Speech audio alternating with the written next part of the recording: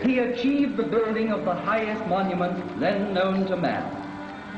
The area it covers is vast enough to hold St. Peter's Cathedral in Rome, the cathedrals of Florence and Milan, Westminster Abbey and St. Paul's.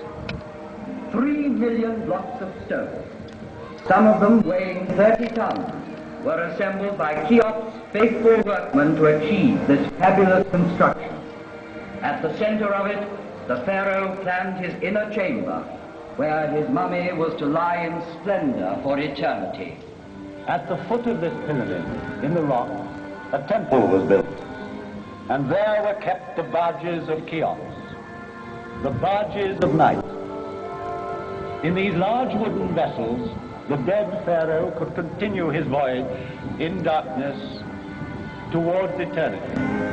But all that remains of him is a small ivory figure, showing a noble face, the nose aquiline, the jaw determined, and the hieroglyphs representing the name he gave to his pyramid.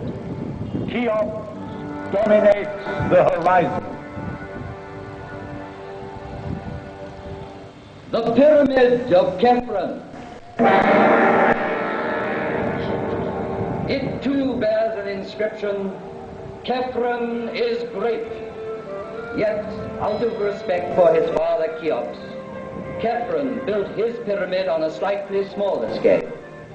Each side of the base measuring 710 feet, the angle being 52 degrees, it reaches a height of 445 feet. The brilliant covering of polished limestone on the apex originally extended over all 4 sides, adding to the magnificence of the pyramid.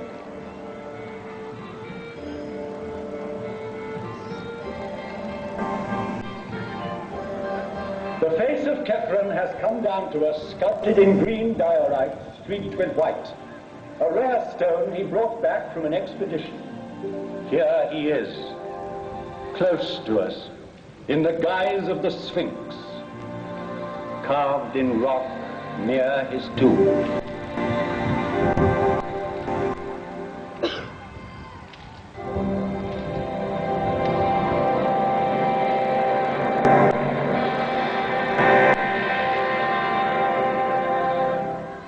Mykerinus.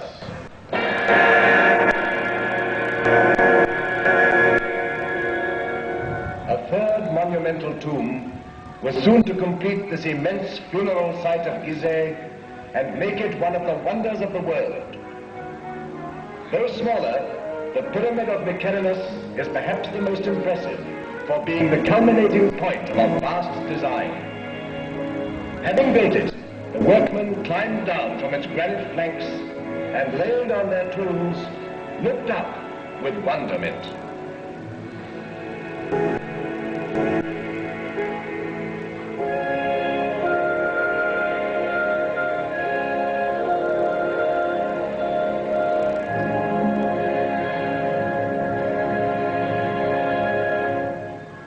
Great and powerful was Memphis, the capital city in the plain which joined Upper and Lower Egypt.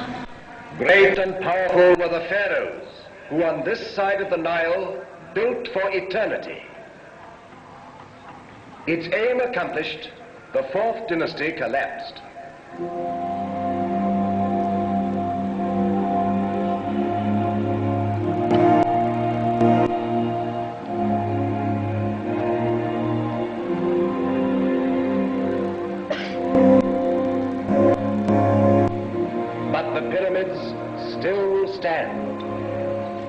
And the inscription on the one that completed the design claims, "Divine is Mykerinus."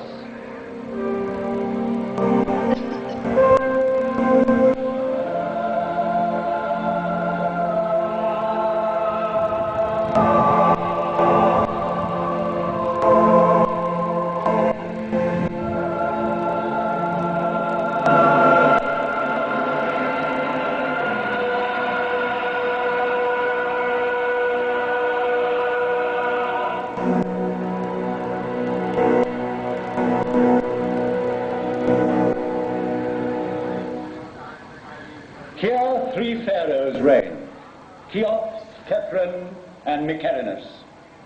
Sarcophagi may be empty, wrappings unwound, yet Cheops, Khephren, and Mykerinus still reign, bearing the double crown of Upper and Lower Egypt. They reign over their court, buried round them, over these small pyramids where their queens lie, over the tombs of their ministers, over the whole hierarchy, sleeping forever. Chamberlains, high priests, buffoons, architects, courtesans, each in his proper place in these funerary chambers which are called mastabas. For this is a royal palace of the dead, with triumphal perspectives, pavilions, corridors, secret rooms, strong walls. It was a city of another world, approachable by the people only as near as the outer temples where their devotion led them. Coming from the Nile, one ascended by a monumental causeway built on the same colossal scale to the high temple where only the priests lived among the secrets of the mummies. They alone knew for what journey the great barges were being prepared at the foot of the tombs. A journey with the sun. A journey which has lasted 4,500 years.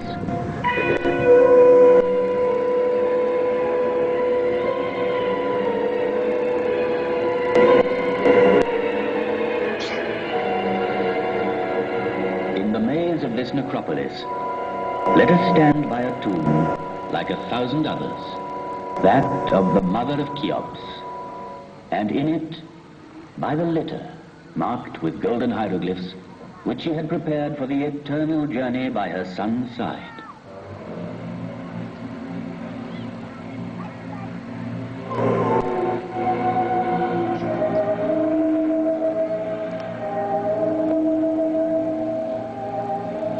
Neither wind, nor sand, nor centuries could ever enter.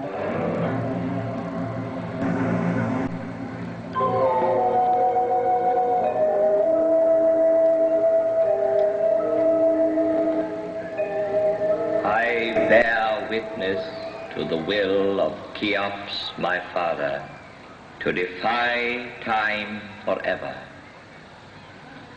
I saw Antony and Cleopatra pass, Alexander, Caesar, and Napoleon paused at my feet.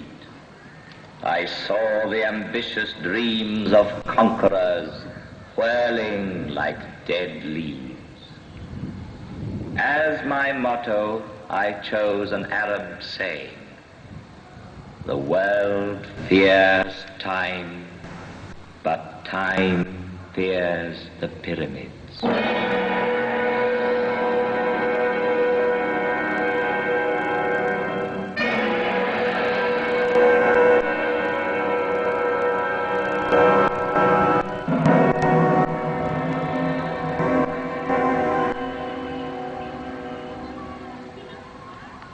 Ancient monuments, it is the pyramids which have always appealed most vividly to man's imagination. Considered from its top downwards, a pyramid is like the sun's rays bursting through a gap in the clouds. It commemorates the greatest victory of all, victory over death. It is the most perfect mansion, the strongest tent, whose great stone sides are both roof and wall, so carefully sealed that the dream entrusted to it can live to the end of the world. The dream of immortality. To achieve this, embalmers prepared the body for 2 months, emptying it of all but its heart and kidneys.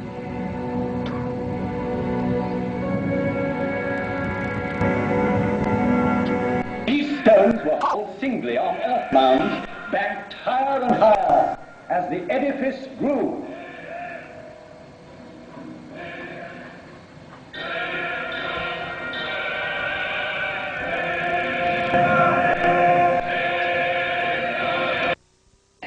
And so, to save his life, man invented civilization.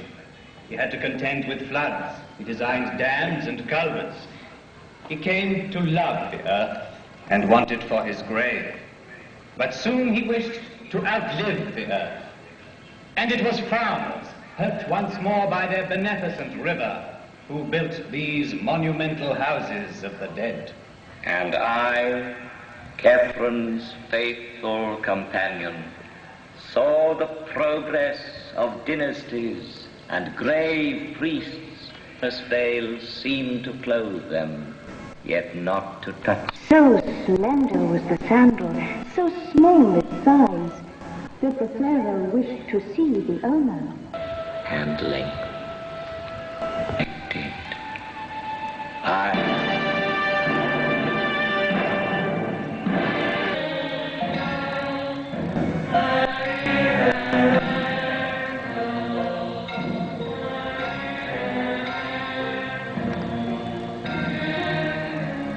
And so, through millenniums, I, who know the untouchable stars, know too that the Nile which made Egypt cannot unmake Egypt and his burning eyes. Centuries passed over my forehead. yet the miracle did happen. The still call of trumpets, old Egypt had risen from its grave young and immortal. Young, immortal, and rich in beauty, like Nefertiti.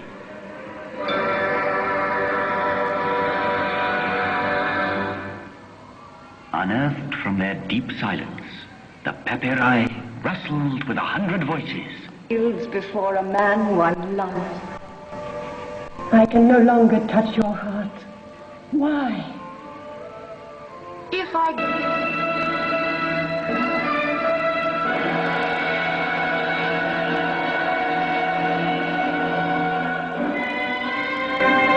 And man's oldest achievement will remain the highest, the purest. The Nile be praised, for it is the father